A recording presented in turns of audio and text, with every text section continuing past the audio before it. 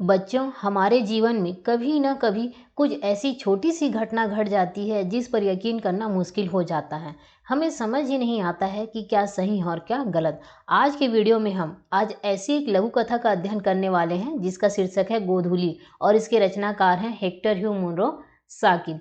आपका हमारे YouTube channel अनिष्क academy में स्वागत है। अगर आप हमारे चैनल पे नए हैं और आपने अभी तक हमारे चैनल को सब्सक्राइब नहीं किया है तो अभी तुरंत ही हमारे चैनल अनिष्क एकेडमी को सब्सक्राइब जरूर कर ले और साथ ही बेल आइकन भी दबा दें ताकि नेक्स्ट वीडियो की नोटिफिकेशन आपको तुरंत ही मिल जाए।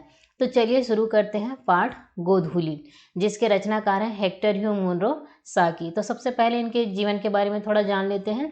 तो इनका जन्म, साकी जी का जन्म 18 जनवरी 1870 में बर्मा में हुआ था और ये प्रारंभ से ही पत्रकार थे और कई वर्षों तक इन्होंने विदेश संवाददाता के रूप में काम करते रहे। उसके बाद वे लंदन में बस गए और इनका सबसे मेन जो है, इनकी कहानियों में तत्कालीन समाज पर तीखा व्यंग निहित मिलता हुआ नजर आता है और इनकी रचनाएं जो है वो अपने प्लॉट और झटकेदार अंत के लिए जानी जाती है। तो ये है हेक्टर ह्यू मुनरो साकी का जीवन परिचय। इसे आप याद रखेंगे कि इन्होंने क्या क्या कार्य किए थे। पाठ का शीर्षक है गोधूली। गोधूली का अर्थ होता क्या है? तो गोधूली का अर्थ है सूर्यास्त के कुछ समय पहले का समय, जिस समय जो गाय बैल हैं जो चर कर वापस आती है तो वही जो समय होता है शाम का समय, उसे ही गोधूली कहा जाता है। तो ये गोधूली का समय था। इसमें नॉर्मन गॉड्सबी पार्क में एक बेंच पर बैठा हुआ था, जो लेखक हैं वो, और जिस पार्क में बैठे थे उसके दाहिने और भी एक हाइड पार्क था। वहाँ पे बहुत ही शोर शराबा हो रहा था और वो जो समय है वो गोधूली की बेला थी।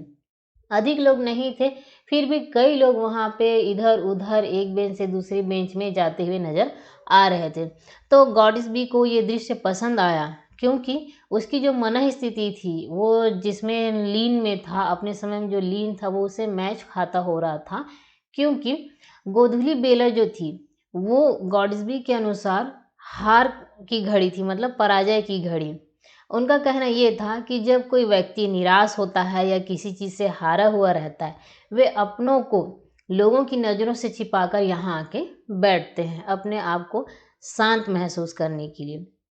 तो जो घड़ी जो होती है ना, जो समय होता है उसमें उनका जो हाव भाव वेशभूषा होता है इसमें कोई बनावटीपन नहीं होता। क्योंकि उनका कहने का था कि जो व्यक्ति अपने आप से हारा हुआ रहता है, किसी चीज़ से निराश रहता है, तो जैसी भी दशा में होता है वो यहाँ पार्क में आके बैठता है, उसमें उसका कोई दिखावा नहीं होता। और उल्टे वे उनकी ओर से उदासीन रहते हैं क्योंकि वे नहीं चाहते थे कि वो जिस मन स्थिति में है, जिस तरीके से वो बैठे हुए हैं, कि लोग उन्हें पहचान पाएँ। तो इन लोगों के बीच में बैठे बैठे जो गॉड्सबी है वो भी अपने आप को पराजित लोगों के जैसा मानने लगा, अपने आप को हारा हुआ मानने लगा। वैसे तो गॉड्सबी बहुत ही धनवान था, उसे धन की कमी नहीं थी। अगर वो चाहते तो वे अपने आप को बड़े गिने चुने लोगों की गिनती में भी ला सकते थे, लेकिन उन्हें किसी चीज़ का, अपने आप से पराजय का हमेशा एहसास होता था। मतलब अपने आप को वो हारा हुआ महसूस करते थे। किस बात के लेके? अपनी किसी महत्वाकांक्षा को लेके। शायद उनकी कुछ बहुत ही बड़ी महत्वाकांक्षा थी, हालांकि वे अमीर तो थे लेकिन उनकी कोई कामना रही होगी जो पूरी नहीं हो पाई, इसलिए वे अपने आप को हमेशा हारा हुआ महसूस करते थे। गॉड्सबी जिस बेंच पे बैठे हुए थे तो उसी के बेंच में एक बूढ़ा व्यक्ति बैठा हुआ था। उसको देखने से लग तो नहीं रहा था कि वे एक अच्छे घर के हैं। वो व्यक्ति, बूढ़ा व्यक्ति वहाँ से उठा और थोड़ी देर में अचानक उनकी आंखों से ओझल हो गया, मतलब वो अदृश्य हो गया। उसके बाद उसी जगह पे जहाँ पे वो बूढ़ा व्यक्ति बैठा था वहीं पे एक युवक आया। उसकी वेशभूषा तो अच्छी थी लेकिन उसके चेहरे पे पहले वाले जो वृद्ध व्यक्ति है उसी की तरह खिन्नता और रुष्टता झलक रही थी। कहने का मतलब वो कुछ चीज़ ढूंढ रहे थे या किसी चीज़ की कमी महसूस हो रही थी। तब गॉड्सबी ने उस युवक से पूछा कि आपको देख के लगता है कि आपका मूड अच्छा नहीं है। तो वैसे ही तुरंत युवक ने उन्हें जवाब दिया कि आपका मूड भी अच्छा नहीं होता अगर आप मेरी जगह पे होते, मेरे जैसे असहाय होते, है ना। क्योंकि मैंने अपनी ज़िंदगी में सबसे बड़ी एक मूर्खता वाली काम कर डाली है। तो गॉड्सबी ने उदासीनता से पूछा कि आपने ऐसा क्या किया है। तभी वो युवक ने अपनी आपबीती सुनाई। वो कहने लगा कि इस दोपहर में वर्कशायर स्क्वायर के पेंटागोनियन होटल में ठहरने के ख्याल से आया था। शायद वहीं पे कोई होटल का नाम है, उसका नाम ले रहा है। और वो क्या बोलता है कि अगर मैं वहाँ पहुँचा तो क्या देखता हूँ कि उसकी जगह पे एक थिएटर खड़ा हो गया है। पहले वहाँ पे होटल था, लेकिन जैसे मैं पहुँचा वहाँ पे एक थिएटर है। तो टैक्सी ड्राइवर ने कुछ दूर पर एक दूसरे होटल की सिफारिश की। वो टैक्सी में था, टैक्सी वाला उसे दूसरे होटल पे ले गया। तो वहाँ पहुँचकर मैंने घर पर होटल का पता देते हुए एक पत्र लिखा और साबुन की एक टिकिया खरीदने के विचार से निकला। तो शायद उसके घर वाले को पता था कि पहले वो पेंटागोनियन होटल में ठहरने वाला है, लेकिन वो होटल नहीं था, इसलिए वो आगे गया। इसीलिए उस होटल से अपना घर का पता देते हुए पत्र लिखा और साबुन की एक टिकिया खरीदने के विचार से वो निकल गया। वो क्यों साबुन की टिकिया खरीदा बोल रहा है? क्योंकि वो भूल गया था अपने साथ साबुन लाना, और होटल में जो साबुन मिलता है उसे पसंद नहीं था उसे इस्तेमाल करना, इसलिए वो साबुन खरीदने निकला। अब वो कहता है कि साबुन खरीद के जब होटल लौटने को पहुंचा तो मुझे ख्याल आया कि ना तो मुझे होटल का नाम याद है और ना ही उस सड़क का जिस पर वह स्थित है।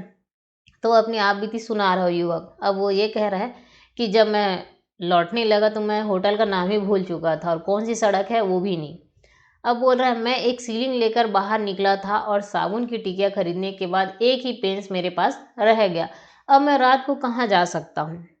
एक सीलिंग, सीलिंग का मतलब ये विदेशी मुद्रा है। जिस तरह से हमारे देश में रुपया जो मुद्रा है तो वो दूसरे देश का है सीलिंग। तो बोल रहा है कि वो एक सीलिंग लेके निकला था, उससे उसने साबुन खरीदा और साबुन खरीदने के बाद उसके पास एक ही पेंस बचा है। तो इतने पैसे में वो रात को कहाँ जा सकता है? इतना ही बात उस युवक ने किसे सुनाया? गॉडस्बी को। तो ये कहानी जो है सुनाई जाने के बाद निस्तब्धता छाई रही। निस्तब्धता मतलब शांत वातावरण।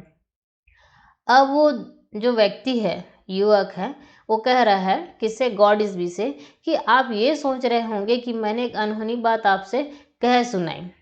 तो वो कुछ झुंझलाहट स्वर में कह रहा है कि युवक ने अपनी आपबीती तो गॉडस्पी को बता दी। तब युवक का ये मनोदशा था ये जानने का कि मैंने जो भी बातें इस सामने युवक से कही तो युवक उसे सच मान रहा है कि नहीं।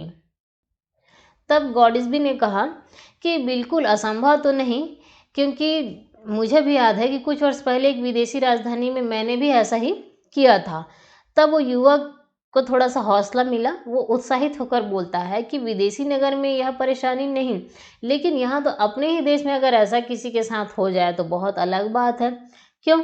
क्योंकि जब तक कोई भद्र व्यक्ति मतलब एक सभ्य और अच्छा सज्जन पुरुष मुझे नहीं मिल जाता जो मेरी आपबीती को सत्य सही मान ले, सही मानकर मुझे कुछ रकम कर्ज के तौर पर दे, और तब तक मुझे इस रात खुले आसमान में गुजारनी पड़ेगी।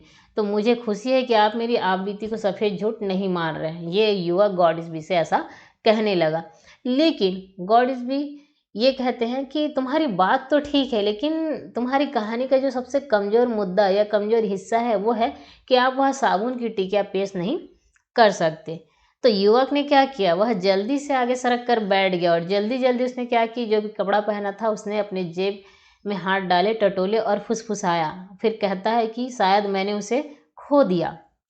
तब यहाँ पे होटल और साबुन की टिकिया दोनों को एक ही अपराह्न में खो देना तो लापरवाही का सूचक माना जाएगा, क्योंकि उसने अपने आपबीती में ही बताया कि मैं होटल का नाम भी भूल गया और साबुन की टिकिया खरीदने निकला था, अब साबुन की टिकिया भी मुझे नहीं मिल रही है। तो ऐसा गॉडस्बी उससे कह ही रहे हैं, किंतु वो युवक जो है वो गॉडस्बी की बात सुने बगैर ही वहाँ पे नहीं रुका, वो तुरंत वहाँ से निकल गया। अब वो बस ये कह रहा है गॉडस्बी कि गॉडस्बी ने ये सोचा कि सारी कहानी में सिर्फ एक ही चीज़ ऐसा था जो उसकी सच्चाई को प्रकट कर सकता था, वो था साबुन की टिकिया। लेकिन वो ही गुम गया, तो उसी ने इस बेचारे को दुखी कर दिया, ऐसा वो कह रहा है। अब ऐसा विचार कर ही रहा था कि गॉडस्बी उस बेंच से उठा, और जैसे उठा वो वहाँ पे ठिठक कर रुक गया अचानक एकाएक। तो उसने क्या देखा कि जिस बेंच में बैठा था उस बेंच के बगल में एक नए रैपर में लिपटी हुई कोई वस्तु जो है वहाँ पे गिरी पड़ी है। तो उसने देखा कि क्या चीज़ है, तो देखता है वो तो वही साबुन की टिकिया है। अब उसने उस साबुन की टिकिया को पकड़ा और उस युवक को, जो युवक ने अपनी आपबीती गॉडस्बी को सुनाई थी, उसके पीछे लपका। तो वो कुछ ही दूर चल पाया था कि उस युवक को उसने एक स्थान पे खड़े हुए देखा।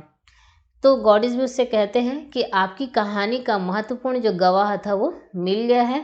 और गॉडेस भी ने उस रैपर से लिपटी टिकिया उसकी ओर बढ़ाते हुए कहा कि आप मुझे मेरे अविश्वास के लिए क्षमा करें। और उसने एक गिनी भी दिया, जो वही रुपया मुद्रा मैंने बताया कि विदेशों में मुद्राओं का अलग अलग वो रहता है, तो यहाँ गिनी, तो उसने एक गिनी दिया कि अगर आपका इससे काम चल सके तो मुझे माफ़ करना, मैंने आपके ऊपर विश्वास नहीं किया, लेकिन आपका विश्वास करने वाली जो चीज़ है वो मुझे मिल गई। और उसने पैसा भी दिया। तो युवक जो है तुरंत उस गिनी को अपने जेब में रख लिया और उसके संदेह को तत्काल उसने दूर कर दिया। तो गॉडेस ने क्या किया, अपना कार्ड दिया पते के लिए और उसने कहा कि इस सप्ताह में किसी भी दिन मेरा कर्ज आप लौटा सकते हैं। हाँ, यह टिकिया भी लीजिए। ऐसा करके गॉडेस ने एक गिनी भी दिया उस पुरुष को, उस युवक को, और साथ में अपना पता भी उसने दे दिया।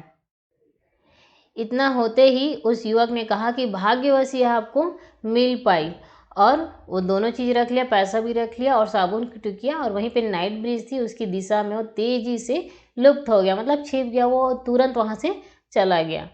तो गॉडेस भी सोच रहा है कि बेचारा क्या करे, है ना। और फिर गॉडेस भी वहाँ से लौट के फिर जहाँ पे बैठा था उस बेंच के पास आया जहाँ पे सारी घटनाएं हुई थी। तो क्या देखता है, जैसे ही गॉडेस भी बेंच में बैठने वाला था तो उसने एक वृद्ध को बेंच के चारों ओर झुककर कुछ तलाश करते हुए पाया। तो उसने देखा, मतलब जान लिया उस वृद्ध को देख के कि तो वही वृद्ध है जो कुछ समय पहले सबसे पहले यहाँ पे बैठा था, है ना। उसके बाद तो युवक आया, तो ये कौन है। तो गॉडेसबी ने उस वृद्ध से पूछा, क्या आपका कुछ खो गया है। सहानुभूतिपूर्वक उन्होंने कहा, क्योंकि उसने वही देखा कि वृद्ध जो है वो झुक कर कुछ वहाँ आसपास खोज रहा था। तो वृद्ध क्या जवाब देते हैं कि हाँ, साबुन की एक टिकिया। तो इतना सुनते ही फिर गॉडेसबी भौचक्के हो गए। आश्चर्य, अगर आप भी वहाँ पे रहते तो आपको भी लगता कि सबसे पहले वृद्ध वहीं बेंच पे बैठा था, लेकिन बेचारा एकदम शांत अवस्था में था, वहाँ से उठ के चला गया। और जैसे हो गया, एक युवक आया, युवक ने अपनी आप बीती पूरी सुनाई, और उसके बाद वो रैपर भी वहाँ पे मिल गया, साबुन का टिकिया। और साबुन की टिकिया मिलने के बाद गॉडेसबी ने क्या किया, उस युवक को पैसे भी दे दिए, साबुन की टिकिया भी, चले गया। लेकिन सहसा अचानक होता क्या है कि वही वृद्ध आके वहाँ पे अपनी साबुन की टिकिया ढूंढ रहा है। तो इससे यहाँ पे क्या पता चला कि जो साबुन की टिकिया थी वो उस वृद्ध व्यक्ति की ही थी। वो वृद्ध व्यक्ति बहुत ही परेशान था, लेकिन शायद अगर आप थोड़ा सा इसमें सोच सकते हो तो यही सोच सकते हो कि जो वृद्ध है उसने अपनी आप बीती उस युवक को बताई थी, जिस युवक ने आके वो सारी बात गॉडेसबी को बताई।